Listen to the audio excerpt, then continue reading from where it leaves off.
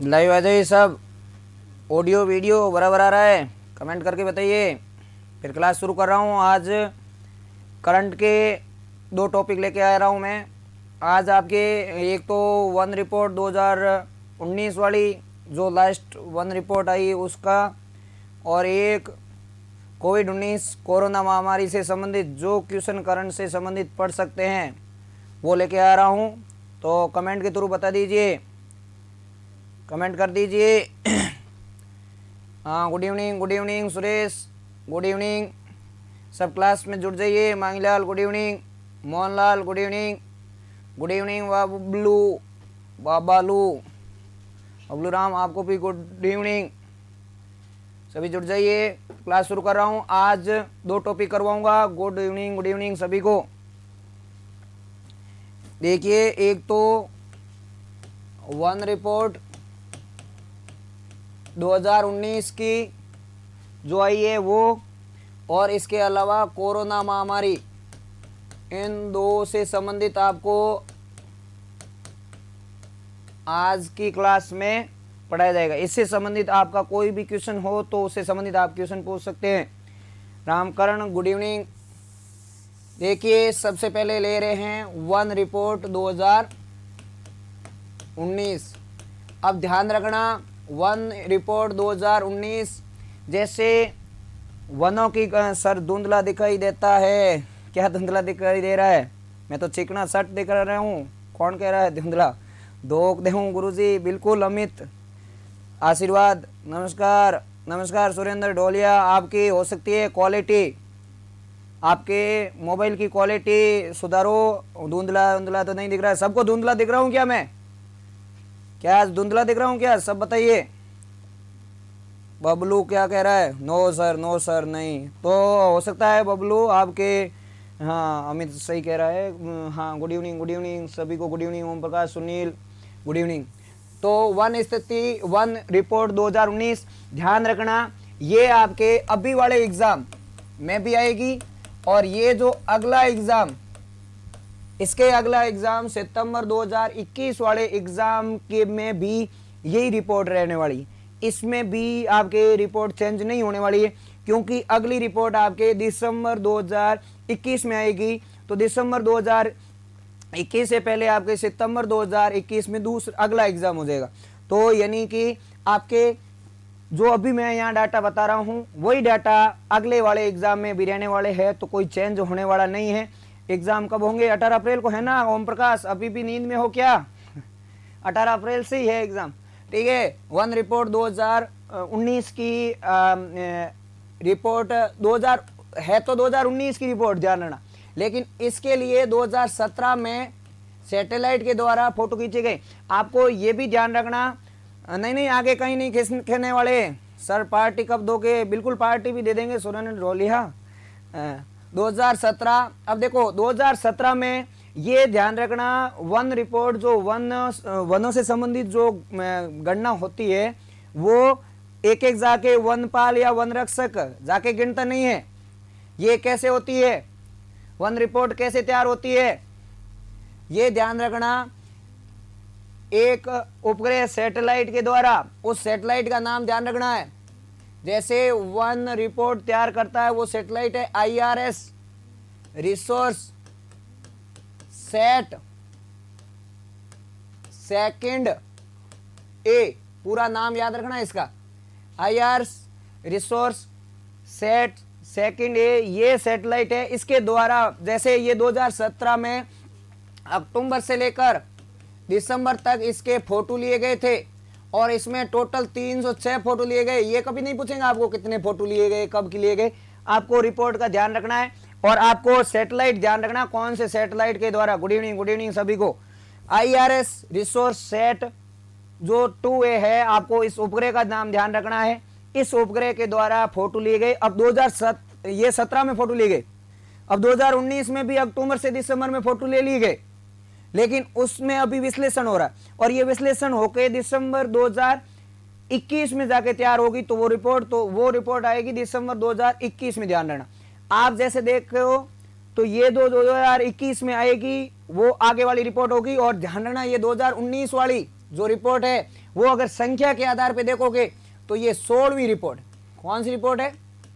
16वीं report. ध्यान रखना 19 का इस 9 के उल्टा कर दोगे तो 16 हो जाएगा, तो ऐसे याद रखना 16वीं रिपोर्ट है ये, टोटल 16वीं रिपोर्ट है। वैसे देखे तो ये देहरादून के द्वारा वन सर्वेक्षण विभाग के द्वारा जारी किए जाते हैं। इसमें ये जो IRS रिसोर्स सेट है 2A, फिर उसमें ऑफिस में बैठ के वो 3-6 फोटोओं का विश्लेषण करते हैं, और जो कई वनों की डबल मार्किंग हो जाती है उसको फिर निकाल के फिर रिपोर्ट तैयार की जाती है। वैसे ही ये 2019 वाली 2021 में होगी।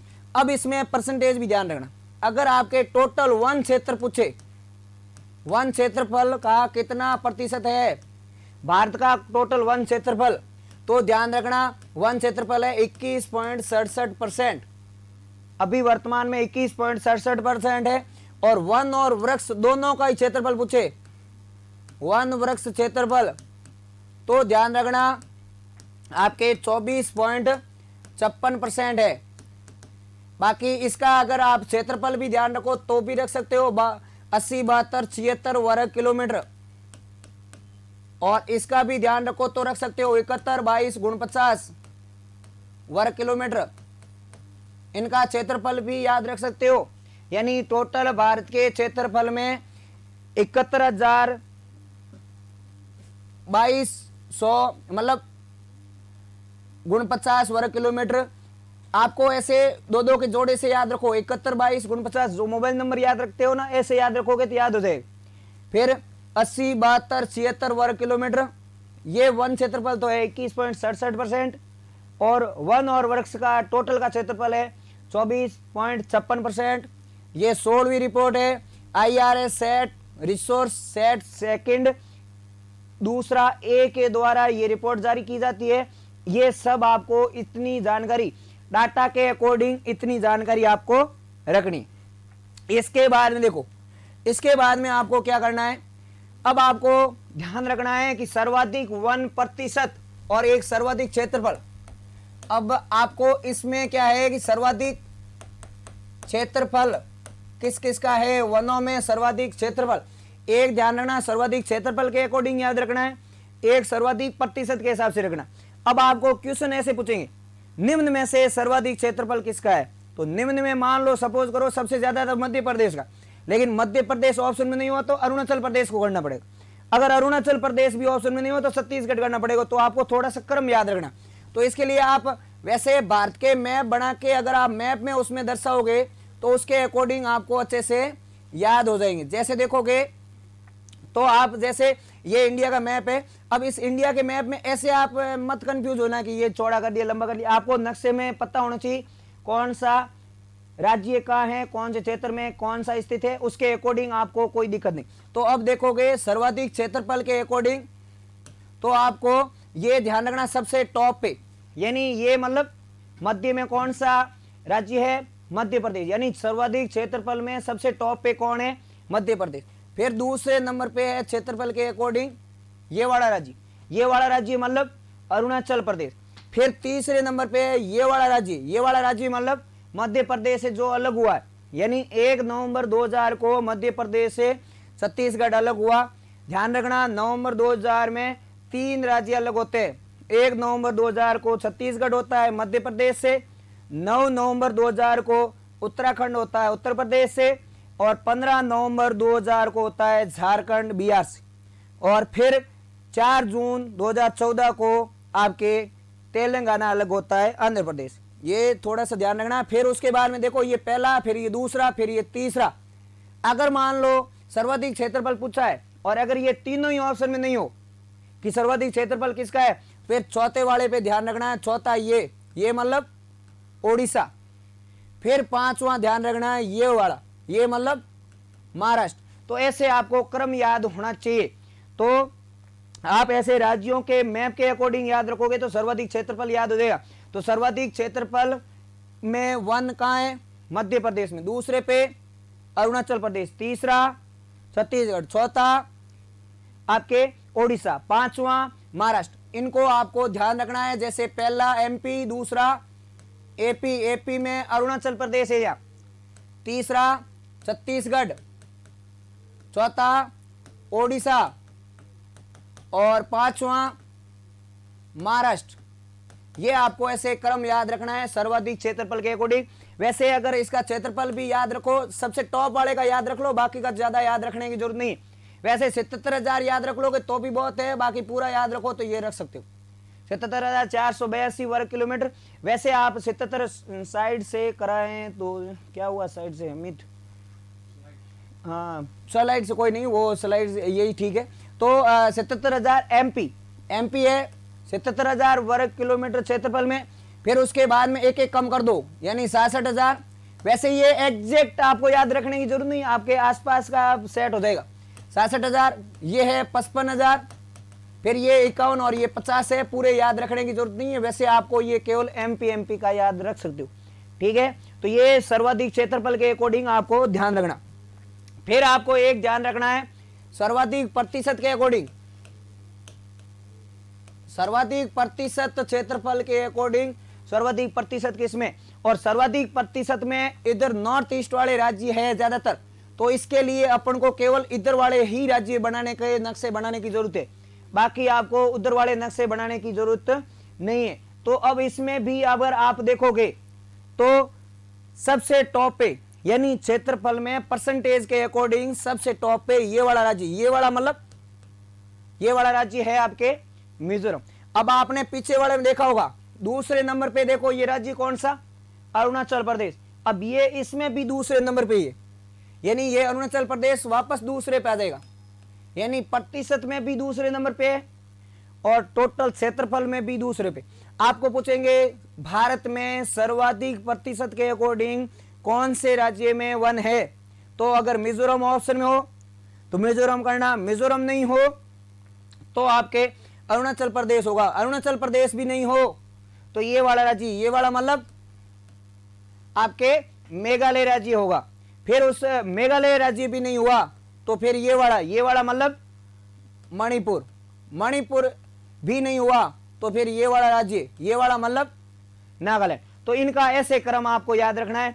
तो पहला ही पहला मिजोरम, फिर आपके ये अरुणाचल प्रदेश, फिर मेघालय, फिर मणिपुर और फिर नागालैंड। अगर इनका परसेंटेज याद रखो तो टॉप का ध्यान रख लेना, 85.41%। वैसे 85% के आसपास याद रख लोगे तो भी बहुत है। इसका है 79%। अब इसमें 79 में ये 9 को उल्टा कर दो तो ये इसका हो जाएगा, यानी 76%, और ये दोनों 75% है।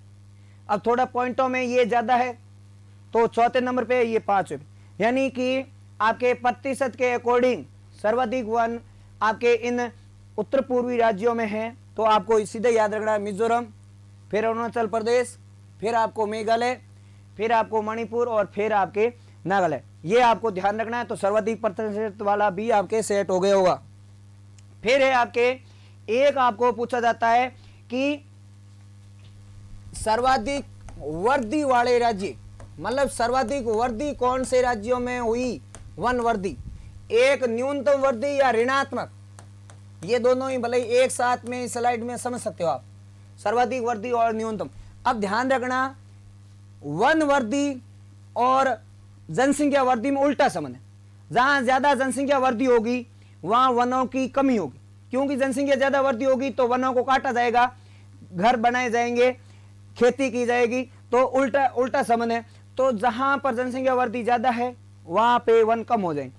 आप सर्वाधिक वर्दी में ऐसे याद रख लो, नीचे वाले राज्यों में वन वर्दी क्या है, ज्यादा है। सबसे ज्यादा वनों की वर्दी हुई है आपके इस राज्य में, इस राज्य का मतलब कर्नाटक राज्य में। वैसे इसका ध्यान रख सकते हो आप, 1025 वर्ग किलोमीटर क्षेत्रफल में ये वर्दी हुई, इसका डाटा याद रखना तो रख लेना। बाकी उसके बाद में दूसरे नंबर पे वर्दी हुई है इस राज्य का मतलब आंध्र प्रदेश राज्य में दूसरे नंबर पे हुई है वर्दी, और फिर तीसरे पे ये वाला यानी केरल, तीसरा ये केरल है। आप 3 को याद रखो टॉप 3, बाकी इसमें सर्वाधिक वर्दी वाले 5 नहीं आते, फिर भी अगर आप 5 याद रखना चाहो तो चौथा है आपके जम्मू कश्मीर और 5वां है आपके उसके नीचे वाला हिमाचल प्रदेश। तो इनका ध्यान रखना। तो इसमें सबसे पहले कौन सा हुआ, कर्नाटक, फिर दूसरा आंध्र प्रदेश, एपी मतलब यहाँ आंध्र प्रदेश है, और तीसरा केरल। फिर चौथा J&K और पांचवा हिमाचल प्रदेश। ये आपके 5 क्रम में हुए सर्वाधिक प्रतिशत वृद्धि वाले और न्यूनतम वृद्धि वाले, यानी कम वनों की क्षेत्रफल कम किसमें हुआ, तो कम ज्यादातर इधर नॉर्थ ईस्ट वाले राज्यों में हुआ, तो इसका ही नक्शे बनाने की आपको जरूरत है। तो इधर वाले में सबसे कम और इसमें भी सबसे कम, तो ध्यान रखना यहाँ पे सबसे कम हुए ये वाला राज्य है मणिपुर, जिसमें सबसे कम हुए। वैसे मणिपुर का थोड़ा ध्यान रखना आपको, 499 वर्ग किलोमीटर क्षेत्रफल इसका कम हुआ। तो ये तो 1000 किलोमीटर क्षेत्रफल बढ़ा है, लेकिन घटा देखो 500, लगभग 499 मतलब लगभग 500 है। तो 500 और 1000 ऐसे याद रख सकते हो, 500 क्षेत्रफल तो घटा है और 1000 बढ़ा है। मणिपुर में क्या है, सबसे कम है आपके क्या क्षेत्र, इसमें वृद्धि के अकॉर्डिंग। फिर दूसरे नंबर पे मैंने पहले ही कहा ना कि दूसरे नंबर पे ज्यादातर में कौन सा आएगा, अरुणाचल प्रदेश। तो इसमें भी दूसरे नंबर पे कौन है, मतलब न्यूनतम वृद्धि यानी ऋणात्मक वृद्धि में नीचे से दूसरे नंबर पे कौन है, अरुणाचल प्रदेश। फिर तीसरे नंबर पे ये वाला राज्य है, ये वाला राज्य मतलब मिजोरम, और चौथे पे ये वाला राज्य मतलब मेघालय, और पांचवें में है ये यानी नागालैंड। और ध्यान रखना एक ये राज्य त्रिपुरा और ये एक असम, यही कुल 2 राज्य ऐसे है जिसमें ऋणात्मक वृद्धि मतलब वन घटे नहीं। बाकी इन नॉर्थ ईस्ट राज्य में 7 बहनें हैं, इन 7 ही बहनों में असम और त्रिपुरा राज्य में वन घटे नहीं है, बाकी सभी में वन घटे। इस बात का आपको ध्यान रखना, तो इसका भी क्रम आपको ध्यान रखना। तो ये थी one report. In one report से संबंधित केवल डाटा आपको इसका ही ध्यान रखना है। इसमें सर्वाधिक कौन सा है, न्यूनतम कौन सा है, क्रम राज्यों के अकॉर्डिंग क्रम आपको ध्यान रखना है। ये तो था आपके वन रिपोर्ट। इसके साथ साथ अभी मैं आगे आपको ये वापस, वैसे लास्ट में क्लास पूरी होने के बाद से थोड़ा पहले मैं एक बार वापस रिवाइज करवा दूंगा, आपके समझ में आ जाएगा। इसके बाद में एक है कोरोना महामारी। अभी कोरोना महामारी ने जो भी किया है वो सब आपको पता ही है। तो इससे संबंधित जो जो क्वेश्चन बन सकते हैं, जिससे जो जो इससे संबंधित डाटा आपको याद रखने हैं, वो आपके हर एग्जाम में, आने वाले हर एग्जाम में ये क्वेश्चन आएगा कोरोना महामारी से। तो उस कोरोना महामारी से संबंधित जो जो चीजें आपको याद करनी है उनको आपको याद रखनी है। अब कोरोना महामारी की शुरुआत यानी कोरोना की शुरुआत पूछे तो ये शुरुआत 1960 में हो रखी। ध्यान रखना, कोरोना की शुरुआत 1960 से ही है। यहाँ ये जो अभी हुआ है वो भी कोरोना है, लेकिन ये कोरोना का एक नया रूप है जिसका नाम है कोविड-19। इसको नोवेल कोविड-19 भी कहते हैं। अब ये कोविड-19 कहते हैं तो मतलब इसका 19 पीछे लगा है ना, इसका मतलब यही है कि 2019 में पहला केस आया, 2019 में ये पहला केस आया, तो इसीलिए इसको कोविड-19 कहते हैं। ये बात ध्यान रखना। अब कोविड-19 की शुरुआत वुहान, चीन में एक शहर है वुहान, वहां पर भी एक जगह है हुन्ना, उस जगह पे सबसे पहला ये केस मिला और ये चमगादड़ों, सांप में और समुद्री जीवों में ये प्राप्त हुआ था, ये कोविड-19। और इसकी भी डेट याद रखनी और ध्यान रखना, इसका कोविड-19 नाम था, लेकिन जस्ट अगर इसके एक दिन बाद में अगर इसकी रिपोर्ट आती तो वो कोविड-20 हो जाता, क्योंकि ये 2019 की लास्ट डेट में आया था, यानी 31 दिसंबर 2019 को सबसे पहला केस चीन में वुहान शहर में प्राप्त हुआ था, यानी 2019 की लास्ट डेट में ये प्राप्त हुआ था। ये बात ध्यान रखना। अब उसके बाद में वैसे जनवरी 2020 में, बिल्कुल राहुल नमस्ते। तो अगला देखो भारत में, अब देखो ये तो थी विश्व स्तर पे, अब भारत में सबसे पहले, अब देखो कोरोना शब्द में क आ रहा है, तो भारत में ऐसे राज्य 2 ही है जिसमें अक्षर की शुरुआत में सबसे पहले क आता है। पहले तो वो लिख लो कौन कौन से राज्य है, एक तो केरल है और एक कर्नाटक। अब देखो इन दोनों को याद ऐसे रखना है कि अगर आपको पूछे कि भारत, इसमें डेटे वेटे नहीं पूछेंगे, जो डेटे पूछेंगे वो डेटे मैं लिखवा दूंगा, जैसे इसकी डेट याद रखनी, बाकी आपको डेटें ज्यादा याद नहीं रखनी, डेटें जो याद रखनी वो मैं बता लूंगा। केरल में ध्यान रखना, भारत में सबसे पहला कोरोना का पॉजिटिव व्यक्ति कहां प्राप्त हुआ, तो ध्यान रखना केरल। सबसे पहला केस यानी फर्स्ट केस भारत में कहां प्राप्त हुआ, तो ध्यान रखना आपके केरल में प्राप्त। लेकिन फर्स्ट मृत्यु कहां हुई, पहली मृत्यु भारत में सबसे पहली मृत्यु, तो ध्यान रखना कर्नाटक। मेहनत करो, सिलेक्शन लो। बिल्कुल राहुल सोलंकी बिल्कुल सही कह रहे हो, मेहनत करोगे तो बिल्कुल सफल होंगे। केरल में फर्स्ट केस प्राप्त हुआ और कर्नाटक में फर्स्ट मृत्यु हुई, दोनों को ही आपको ध्यान रखना। लेकिन इसके साथ साथ एक चीज और ध्यान रखनी, आपके सर क्लास स्टार्ट हुए कितना टाइम हो गया, इतना ही हुआ है, 20 मिनट हुए, ठीक है। अपने वन रिपोर्ट 2019 करवा दी है और अभी कोविड-19 वाला टॉपिक चल रहा है, ये वैसे वापस रिवाइज करवा दूंगा लास्ट में क्लास, ठीक है। तो ये केरल और ये कर्नाटक, ये दो तो ध्यान रखनी। इससे पहले एक आपको और जानकारी रखनी है कि मैसेज अभी आया क्या, मैसेज तो आज जाना चाहिए, वो टेक्निकल टीम वैसे कर देगी। सर क्लास स्टार्ट हुई है, हाँ कोई नेटवर्क प्रॉब्लम भी हो सकती है, आपका फोन में भी कोई दिक्कत हो सकती है। अब देखो अगला, देखो एक आपको ध्यान रखना है, राजस्थान के अलवर में एक फ्लाइट के द्वारा 300 चीनी यात्रियों को यहां लाए गए थे अलवर में। इस केरल का जो पॉजिटिव आया उससे भी पहले, लेकिन 300 का जो 14 दिन बाद में जब रिपोर्ट ली गई तो उसमें से कोई भी पॉजिटिव नहीं पाया गया। इसलिए सबसे पहला केस तो कहाँ आया, केरल में, और सबसे पहली भारत में मृत्यु कहाँ हुई, कर्नाटक में। ये बात आपको जानकारी में रखना। ये तो चीजें आपको जो शुरुआत में इसके कोरोना के बारे में ध्यान रखना है वो ध्यान रखना। इसके अलावा अब आपको कुछ डेटे भी याद रखनी। अब इसके अलावा क्या करनी है, कुछ डेटे भी याद रखनी है। अब देखो 2019 की डेट में तो केवल आपको कौन सी ध्यान रखनी, ये वाली ध्यान रखनी, 31 दिसंबर 2019। बाकी अब 2020 की डेट याद। अब ये सभी 2020 है, इसमें आगे 2020 लिखे हैं नहीं लिखे हैं आपको ध्यान रखनी। 2020 में कोविड-19 कोरोना महामारी से संबंधित 2020 में कौन कौन सी डेटें हैं उसका ध्यान रखना। एक तो है 11 मार्च, फिर उसके बाद में ध्यान रखनी है 20 मार्च। देखो 11 के बाद में सीधा 20 मार्च, 20 मार्च प्लस 2 दिन और जोड़ दो 22 मार्च, 22 मार्च में 2 दिन और जोड़ दो 24 मार्च, यानी 2-2 दिन जोड़ते जाओ। ये आपके मार्च एंड हो गए। मार्च के बाद में अप्रैल, मई, जून कुछ नहीं होता है। रामायण महाभारत चलती है टीवी पे, नॉर्मली अपन देखते रहते हैं, ज्यादा कुछ नहीं होता। लेकिन 2 जुलाई और 5 जुलाई को कुछ और होता है, ये थोड़ा ध्यान रखना। तो 2 जुलाई और 5 जुलाई को क्या क्या होता है, ये सभी आपको डेटा याद रखनी है 2020 से संबंधित। तो अब 2020 में 21 मार्च को 11 मार्च को 21 नहीं 11 मार्च को सबसे पहले क्या होता है, WHO के द्वारा इस कोरोना को कोविड-19 को महामारी घोषित किया गया। तो आपको डेट पूछ सकते हैं महामारी कब घोषित की गई कोरोना को, तो 11 मार्च 2020 को। अब ये WHO के बारे में भी थोड़ी जानकारी रखनी।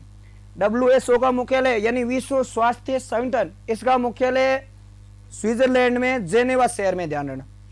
स्विट्जरलैंड की राजधानी नहीं, स्विट्जरलैंड की शहर है जेनेवा, वहां पर इसका मुख्यालय, वहां पर इसको महामारी घोषित किया 11 मार्च। अब 20 मार्च को याद रखना है। 20 मार्च में सबसे पहले भीलवाड़ा में लॉकडाउन लगता है, ध्यान रखना। सबसे पहले भीलवाड़ा में कर्फ्यू और लॉकडाउन याद रखना। अब आपको राजस्थान का, आपके यहां राजस्थान का नहीं आएगा, लेकिन ये भारत में पहली बार लगता है, इसलिए आपको ध्यान रखना।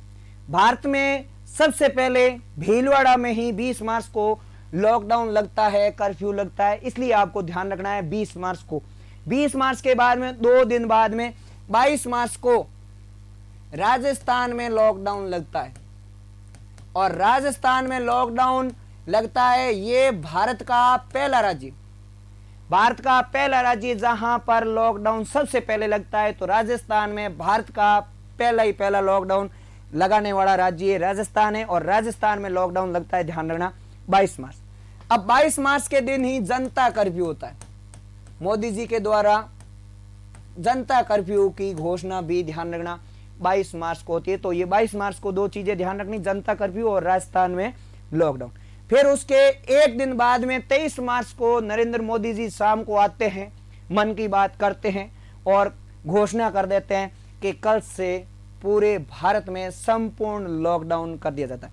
यानी 24 मार्च से भारत में लॉकडाउन हो जाता है। तो संपूर्ण भारत में लॉकडाउन कब होता है? संपूर्ण भारत में लॉकडाउन होता है, ध्यान रखना, 24 मार्च को। तो डेट याद रखना। वैसे घोषणा कब होती है? एक दिन पहले, 23 मार्च को शाम को 9 बजे। ठीक है, तो संपूर्ण भारत में लॉकडाउन होता है 24 मार्च को। ये थोड़े से डेट आपको ध्यान रखनी है। संपूर्ण भारत मतलब सभी, पूरा भारत, जम्मू कश्मीर हटके नहीं। पहले जम्मू कश्मीर को जैसे कुछ भी होता था तो जम्मू कश्मीर को छोड़ के, अब जम्मू कश्मीर वगैरह सब शामिल। अब देखो 2 जुलाई और 5 जुलाई को क्या होता है? 2 जुलाई को नई दिल्ली में भारत का पहला प्लाज्मा बैंक की शुरुआत होती है। भारत में पहला प्लाज्मा बैंक, देखिए ब्लड में होता है प्लाज्मा, और जिसमें ये कोविड-19 हो चुका है, जिसका कोरोना हो चुका है, पॉजिटिव आ चुका है, उसका प्लाज्मा इस तरह से तैयार हो जाता है कि जो नया कोई ठीक हो जाता है उसके बाद में। और अगर मान लो कोई नया कोई कोरोना का पॉजिटिव केस आता है तो उसको अगर वो प्लाज्मा डोनेट करेगा तो वो ठीक हो जाता। तो इस कारण से ये प्लाज्मा बैंक बनाया था नई दिल्ली में। ये भारत का पहला प्लाज्मा बैंक है, इसलिए आपको ध्यान रखना। तो 2 जुलाई को। फिर 5 जुलाई को ध्यान रखना है, नई दिल्ली।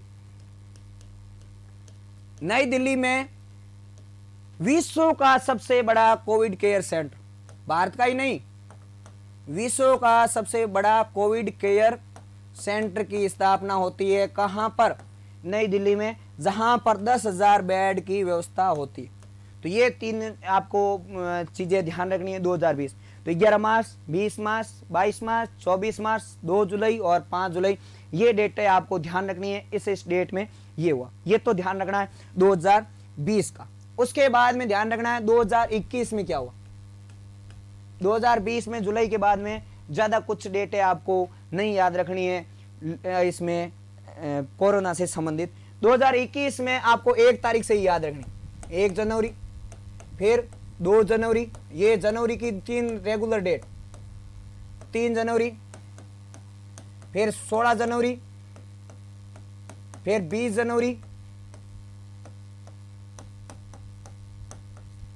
फिर फरवरी में कुछ नहीं होता है, 1 मार्च का ध्यान रखना है, फिर 5 मार्च का ध्यान रखना। अब ये सभी डेटों में आपके क्या क्या होता है उसका ध्यान रखना। अब 1 जनवरी को सबसे पहले भारत में एक वैक्सीन आती है, वैक्सीन बोलो या टीका बोलो वो, और उसका नाम है कोविडशील्ड। 1 जनवरी 2021 को कोविडशील्ड वैक्सीन आती है, टीका आता है। ये कौन बनाता है? ये एक सीरम इंडिया कंपनी बनाती है, इसके साथ में ऑक्सफोर्ड यूनिवर्सिटी,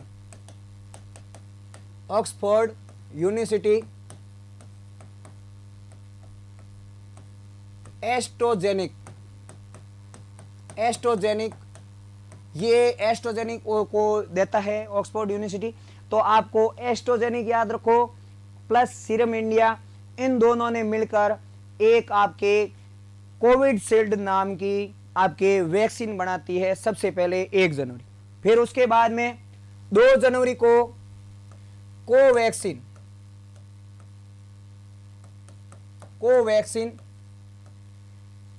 नाम की वैक्सीन बनती है, और ये बनाती है भारत बायोटेक। कौन बनाती है? Bharat biotech plus ICMR। ये आपको दोनों नाम याद रखने हैं। और ध्यान रखना कोवैक्सीन भारत की पहली स्वदेशी वैक्सीन है, भारत की पहली स्वदेशी वैक्सीन। अब ये विदेशी नहीं है, ये मतलब स्वदेशी है लेकिन संपूर्ण रूप से स्वदेशी नहीं। मतलब serum India plus Oxford university का भी सहयोग है एस्ट्रोजेनिक, इस कारण से ये स्वदेशी नहीं है, संपूर्ण रूप से भारत की स्वदेशी वैक्सीन है। ध्यान रखना कोवैक्सीन। अब एक तीसरी वैक्सीन भी शुरू हो रही है, और तीसरी वैक्सीन भी दवाई बनानी शुरू कर दी, टीके बनाने शुरू कर दी। लेकिन उसको जैसे ये 1 जनवरी और 2 जनवरी की तरह तारीख याद नहीं करनी, उसको जब ये टीके बन जाएंगे उसके बाद में मंजूरी मिलेगी, उसके बाद में ध्यान रखना है। Good evening Ajit. तो ये ध्यान रखना है। तो उसका नाम याद रखना, आप तारीख कुछ नहीं, उसका याद रखना है क्या, national test institute for implement on community disease. क्या कर रहे हो आप राहुल सोलंकी, क्या कह रहे हो? ये संस्था का नाम क्यों लिखा आपने?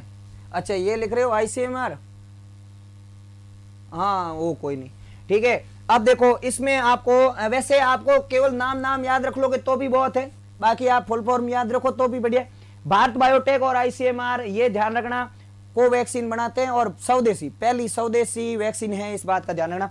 एक आपको तीसरी वैक्सीन का नाम यहाँ नीचे लिख रहा हूं, उसका नाम है कोवोवैक्स। उस वैक्सीन का नाम क्या है? कोवोवैक्स। ये नई वैक्सीन बन रही है अब, और वो बना कौन कौन रहा है? एक तो सीरम इंडिया, यही सीरम इंडिया, वो प्लस नोवोवैक्स, ये दो बनाएंगे। तो सीरम इंडिया और नोवोवैक्स दोनों के द्वारा ये आपके कोवोवैक्स वैक्सीन बन रही है। तीसरा टीका है भारत का, ये तीसरा टीका है या तीसरी वैक्सीन है, इस बात का भी आपको ध्यान रखना। अब 3 जनवरी को क्या है, ये जो 1 और 2 को दोनों बड़ी है ना, दोनों को मंजूरी देने वाला विश्व का पहला देश बन जाता। ये विश्व का क्या हो जाता है? फर्स्ट देश हो जाता है, यानी दोनों को मंजूरी देने वाला भारत विश्व का पहला देश हो जाता है। विश्व का ऐसा पहला देश है भारत जिसने एक ही दिन 2 वैक्सीनों को एक साथ मंजूरी दे दी। इस बात का आपको ध्यान रखना, और इस बात पर अपन को भारत पर गर्व भी करना चाहिए, क्योंकि विश्व में अपन ने पहले देश है जिसने 2 वैक्सीन को एक साथ मंजूरी दी, और तीसरी वैक्सीन भी अपने बनने के लिए तैयार हो गई। ठीक है, अब आपको ध्यान रखना है 16 जनवरी, ध्यान रखना 15 जनवरी को थल सेना दिवस होता है। दूसरा देश को, अब देखो ऐसे तो दूसरा देश ऐसे 2 वैक्सीन का कोई बनाने वाला नहीं, इससे भारत से भी पहले रूस ने बना दी वैक्सीन, तो भारत से भी पहले रूस ने बना दी, लेकिन उसने एक बनाई, अपन ने 2 वैक्सीन एक साथ बनाई। ठीक है, और इसके अलावा ध्यान रखना है 16 जनवरी, 16 जनवरी से एक दिन पहले आता है 15 जनवरी। 15 जनवरी को थल सेना दिवस होता है। क्या है? मंजूरी देने वाला। हाँ मंजूरी, देखो मंजूरी किसने दी, आप ही बता दीजिए मंजूरी किसने दी। दो को 16 जनवरी से पहले 15 जनवरी को आपको ध्यान रखना है थल सेना दिवस होता है, और उसी दिन मेरा जन्मदिन भी होता है। उसी दिन के अगले दिन टीकाकरण की शुरुआत होता है, यानी भारत में टीकाकरण की शुरुआत हो जाती है। तो मैंने मेरे जन्मदिन के अकॉर्डिंग याद कर लिया कि मेरे जन्मदिन से ये टीकाकरण की शुरुआत हुई, यानी अपने सुधार हो गया, मतलब उस कोविड-19 पर कंट्रोल पाना शुरू कर दिया। तो 16 जनवरी को ध्यान रखना है, इसमें फर्स्ट टीकाकरण मतलब फर्स्ट चरण, टीकाकरण का फर्स्ट चरण शुरू हुआ। तो आपको थोड़ा सा ध्यान रखना, टीकाकरण का फर्स्ट चरण ये इसकी शुरुआत होती है। तो आपको थोड़ा सा ध्यान रखना है कि टीकाकरण के फर्स्ट चरण की शुरुआत कहां से कब होती है, तो वो ध्यान रखना 16 जनवरी से होती है। और इसके अलावा इसमें टारगेट कितना रखा वो भी ध्यान रखना, 3 करोड़ को टीके लगाने की टारगेट रखा गया फर्स्ट चरण में 16 जनवरी से जब शुरुआत हुई, और इसमें से 1.43 करोड़ ने टीका लगाया। टारगेट तो रखा गया था कितना, 3 करोड़ का फर्स्ट चरण में, लेकिन उसमें से टीके लगे ध्यान रखना 1.43 करोड़ को, ये भी बात ध्यान रखना। और टारगेट कितना रखा वो भी ध्यान रखना। और इसके साथ साथ एक चीज और ध्यान रखना, 16 जनवरी उसी दिन 1.91 लाख को टीका लगा, एक ही दिन। ध्यान रखना 1.91 लाख है, ये वो करोड़ है, यानी 3 करोड़ को टारगेट रखा गया था। और उसमें ज्यादातर हेल्थ वर्कर है, यानी नर्सिंग स्टाफ, डॉक्टर वगैरह वो है। तो 3 करोड़ को टारगेट रखा था प्रथम चरण में टीकाकरण का, लेकिन उसमें से 1.43 करोड़ प्राप्त हुआ लक्ष्य, और 1.91 लाख आपके ध्यान रखना पहले ही दिन, यानी 16 जनवरी को ही टीकाकरण शुरू हुआ। फिर 20 जनवरी को ध्यान रखना भारत और भारत के जो पड़ोसी देश उन सबको टीके देने का ध्यान रखना है। मनीष कुमार को दिया गया। चलो 20 जनवरी को आपके ध्यान रखना है कि जो टीकाकरण भारत ने जो वैक्सीन बनाई, टीके बनाए, वो विदेशों में भेजने के लिए भेजे थे और भारत के सभी पड़ोसी देशों को भेजने के लिए 20 जनवरी को तैयारी कर दी थी, लेकिन उसमें पाकिस्तान को नहीं भेजने, पाकिस्तान को अब भेजने की, पाकिस्तान को उस समय छोड़ देना, पाकिस्तान और चीन दोनों को छोड़कर भारत के जितने भी पड़ोसी थे उन सब को देने की प्लानिंग की। ध्यान रखना, भारत, पाकिस्तान और चीन को छोड़कर इसके अलावा नेपाल है। अब भारत के पड़ोसी कौन रहे फिर? अफगानिस्तान है, नेपाल है, भूटान है, म्यांमार है, तो इन सब को देने की। और भारत के समुद्री पड़ोसी नीचे वाले, यानी भारत के जो नीचे श्रीलंका लटक रहा है वो, और इस तरफ जो महाद्वीप है वो, और अफ्रीका महाद्वीप के 2 देश सेशेल्स और मॉरिशस, जहां पर भी आपको ध्यान रखना है, ये भी आपको ध्यान होना चाहिए। हाँ, वो 30 जनवरी देखो अजीत जाखड़, अपने को ज्यादा डेटे याद नहीं रखनी अपने, जैसे ये 30 जनवरी मैंने कहा ना, जनवरी 2020 इतना रख दोगे तो भी बहुत है, बाकी जनवरी ये डेटे नहीं पूछे आपको। ये पूछेंगे पहला केस कहाँ आया केरल में, सबसे पहली मौत कहाँ हुई कर्नाटक। ज्यादा आप डाटा देखो, इस दिमाग को ज्यादा डस्टबिन नहीं बनाना और ना ही ज्यादा अपन को विद्वान बनना। अपन को कोविड-19 में, कोरोना महामारी में कोई पीएचडी करनी नहीं। अपन को जो डाटा याद करने हैं वही डाटा याद करने हैं जिससे संबंधित अपने क्वेश्चन बनते, तो उस क्वेश्चनों से संबंधित ही अपन को ज्यादा ध्यान रखना है, बाकी ज्यादा डीपली उस पर नहीं जाना है। जो यह डेटे बता रहा हूं उस डेट से ज्यादा बाहर क्वेश्चन नहीं आएगा आपके, इस डेटों को थोड़ा सा याद रखना होगा आपको। तो 20 जनवरी को पाकिस्तान और चीन को छोड़कर, उसके अलावा देखो मैंने कहा ना अफ्रीका महाद्वीप के एक सेशेल्स और एक मॉरिशस देश को भी दिया गया। ये भी भारत के पड़ोसी, ज्यादा दूर तो नहीं है लेकिन हिंद महासागर में स्थित है, ये ध्यान। और 1 मार्च को नरेंद्र मोदी जी ने टीका लगाया खुद ने। तो अब देश के प्रधानमंत्री है तो देश के प्रधानमंत्री के बारे में तो आपको ध्यान रखना पड़ेगा कि मोदी जी ने टीका किस तारीख को लगाया, 1 मार्च। अपना कोई नहीं पूछेंगे कि मैंने टीका कब लगाया, आपने टीका कब लगाया, वो कोई नहीं पूछेगा। नरेंद्र मोदी जी का जरूर पूछेंगे किस तारीख को लगाया, 1 मार्च को, और उन्होंने कौन सा टीका लगाया वो भी पूछेंगे। अब ये 2 टीके चल रहे, एक कोविडशील्ड चल रहा है, एक कोवैक्सीन। तो मोदी स्वदेशी ज्यादा थोड़ा लगाव रख रहा है तो स्वदेशी वाला ही लगाएगा। तो स्वदेशी टीका कौन सा था, कोवैक्सीन, तो ये कोवैक्सीन लगाते हैं, ध्यान रखना। तो इसका भी नाम आपको ध्यान रखना है। मोदी जी द्वारा 1 मार्च को कोवैक्सीन टीका लगाया जाता है। फिर 5 मार्च को आपके सबसे ज्यादा 14.94 लाख एक ही दिन, यानी 5 मार्च को एक ही दिन आपको, क्या कह रहे हो, वर्ल्ड का सबसे बड़ा टीकाकरण प्रोग्राम, हाँ बिल्कुल, तो 14.94 लाख एक साथ टीकाकरण किया गया 5 मार्च को। इस बात का भी आपको ध्यान रखना। तो आपके देखो कोरोना महामारी से संबंधित ये डाटा आपको ध्यान रखना है, और वन स्थिति रिपोर्ट से संबंधित मैंने जो पहले आपको बता दिए वो डाटा याद रखने। इससे ज्यादा डीपली आपको जाने की जरूरत नहीं है। अब मैं इससे संबंधित अगर कोविड-19, कोरोना महामारी और आपके वन स्थिति रिपोर्ट 2019 से संबंधित आपका कोई भी डाउट हो, आपका कोई भी क्वेश्चन हो तो आप पूछ सकते हो कमेंट बॉक्स में। इसके अलावा मैं अभी आपको सर कल वाली क्लास कहाँ मिलेगी, कल वाली क्लास शायद अपलोड हो गई होगी, सुरेश प्रजापति, नहीं मिलेगी तो अभी अपलोड हो जाएगी। मैं अभी टेक्निकल टीम को कह दूंगा, नहीं आई तो कोई नहीं, अभी भेज देंगे। फॉरेस्ट रिपोर्ट कर दो, कर दी ऋतिक, मैंने वापस अभी रिवाइज करवा रहा हूँ। देखो फॉरेस्ट रिपोर्ट के बारे में आपको जो जो चीजें याद रखनी है वो मैं वापस रिवाइज कर रहा हूँ। हाँ बिल्कुल अमित पाकर, अभी क्लास अपलोड हो जाएगी जो पीछे की रह गई है। तो ये देखो वन रिपोर्ट 2019 के बारे में पढ़ा। वन स्थिति रिपोर्ट ये जो है वो 2017 में अक्टूबर से दिसंबर के बीच में 306 फोटो लिए गए थे। IRS रिसोर्स सेट सेकंड ए के द्वारा ये फोटो लिए गए थे सभी। और ये आपके जो रिपोर्ट है वो ध्यान रखना 16वीं रिपोर्ट है 2019 में दी गई, आपको ये भी ध्यान रखना है। इसके अलावा वन क्षेत्रफल टोटल है भारत में 21.67% और वन और वृक्ष क्षेत्रफल है 24.56%। अगर ये आपको याद रहे तो भी अच्छा है, मोबाइल नंबर की तरह याद रख सकते हो, तो ये भी ध्यान रख सकते हो। फिर उसके बाद में सर्वाधिक क्षेत्रफल वाले वन अपन ने बात की। सर्वाधिक क्षेत्रफल में क्षेत्रफल के अकॉर्डिंग तो सबसे पहला है MP, दूसरे नंबर पे है ये अरुणाचल प्रदेश, तीसरे नंबर पर है ये यानी छत्तीसगढ़, चौथे नंबर पे है ये मतलब बोले तो उड़ीसा, और 5वें नंबर पे है महाराष्ट्र। ये आपको ऐसे क्रम ध्यान रखना है।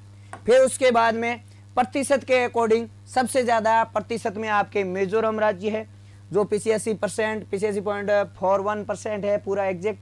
फिर उसके बाद में दूसरा अरुणाचल प्रदेश, फिर तीसरा मेघालय, फिर चौथा मणिपुर, फिर मिजोरम, यानी नॉर्थ ईस्ट वाले राज्य ही परसेंटेज में ज़्यादा है, तो इनका आपको अच्छे से याद रख सकते हो।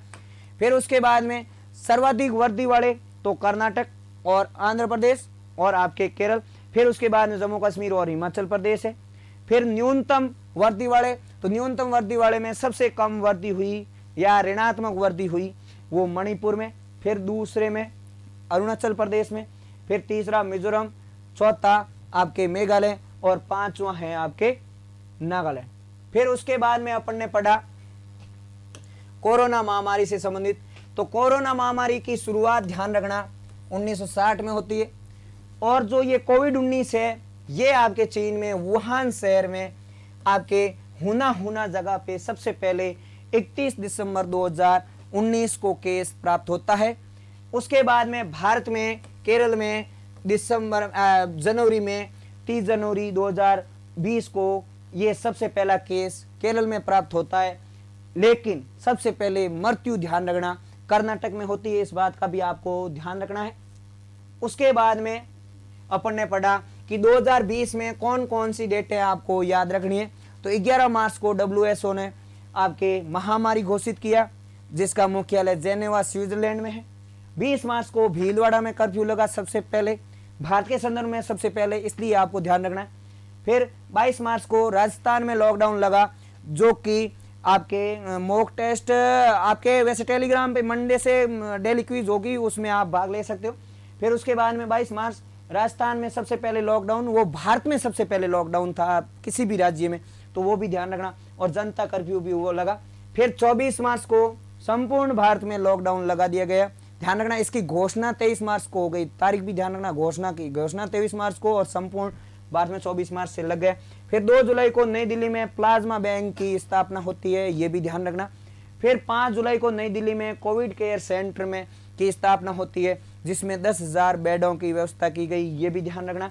फिर उसके बाद में 2021 की कुछ डेटें याद रखनी है, जैसे 1 जनवरी को आपके कोविशील्ड नाम का टीका शुरू होता है जो सीरम इंडिया और ऑक्सफोर्ड यूनिवर्सिटी के एस्ट्राजेनेका के द्वारा तैयार किया जाता है।